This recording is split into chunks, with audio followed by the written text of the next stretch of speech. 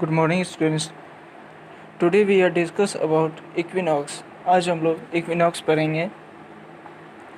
Equinox का मतलब होता है विषुव।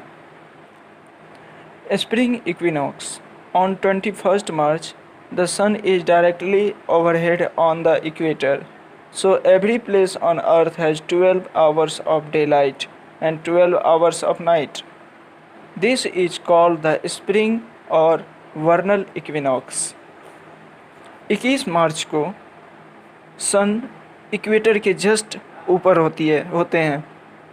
सूरज 21 मार्च के दिन इक्वेटर भूमध्य रेखा के सबसे ऊपर होते हैं और इस कारण से पूरे पृथ्वी पर 12 घंटे का दिन और 12 घंटे का रात होता है। इसे ही हम स्प्रिंग या वर्नल इक्विनॉक्स कहते हैं।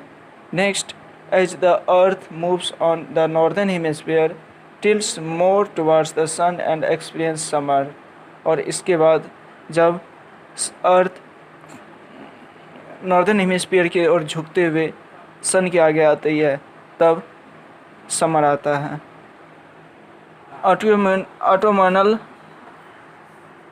Autumnal equinox on 23rd September the sun is overhead on the equator again।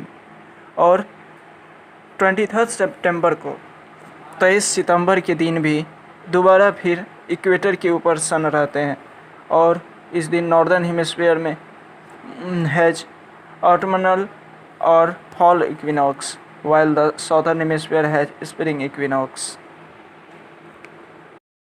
23 सितंबर के दिन फिर से सूरज भूमध्य रेखा के सीधा में ऊपर में होता है और इस समय नॉर्दर्न हेमिस्फीयर में ऑटमनल इक्विनॉक्स या ऑटम इक्विनॉक्स होता है और इसी समय साउथर्न हेमिस्फीयर में स्प्रिंग इक्विनॉक्स होता है।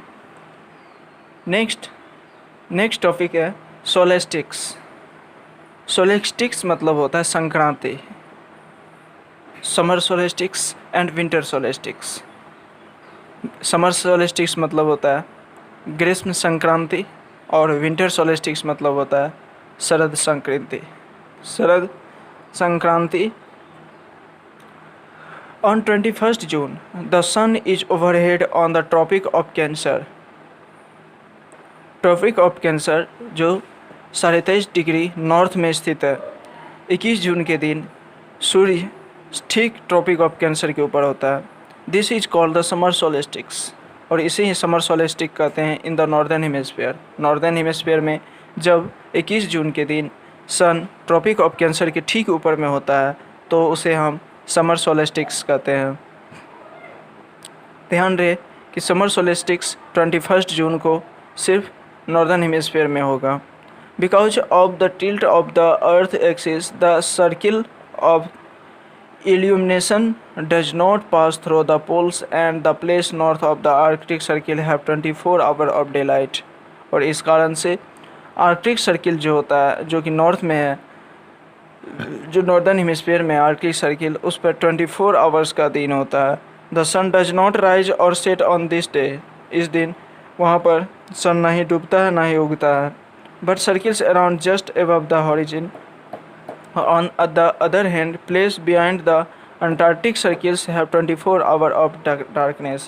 जस्ट इसी समय 21 जून को जब नॉर्दर्न हेमिस्फीयर में नॉर्दर्न पोल के पास आर्कटिक सर्किल में 24 आवर्स का जब दिन होता है तो साउदर्न हेमिस्फीयर में अंटार्कटिक सर्किल पर 24 आवर का अंधेरा रहता है यानी रात होती है। This is longest day in the northern hemisphere but the shortest day in the southern hemisphere. 21 जून को सबसे बड़ा दिन होता है नॉर्दर्न हेमिस्फीयर का और वहीं 21 जून को साउदर्न हेमिस्फीयर का सबसे छोटा दिन होता है। Winter solstice since the earth keeps revolving the rays of the sun fall directly on the tropic of Capricorn on 22 December। This is the longest day in the southern hemisphere but the shortest day in the northern hemisphere.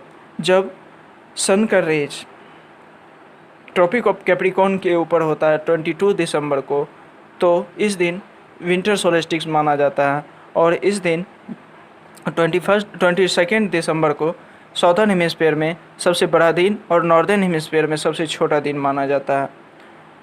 On this day, the Antarctic Circle has 24 hours of daylight, while the Arctic Circle has 24 hours of darkness. Just summer solstice का उल्टा होगा कि 22 दिसंबर के दिन 24 our का दिन होता है, डे लाइट होता है अंटार्कटिक सर्किल में जो साउदर्न हेमिस्फीयर में है, और जस्ट इसी समय नॉर्दर्न हेमिस्फीयर का आर्कटिक सर्किल में 24 आवर का डार्कनेस यानी अंधेरा रहता है, यानी रात रहती है।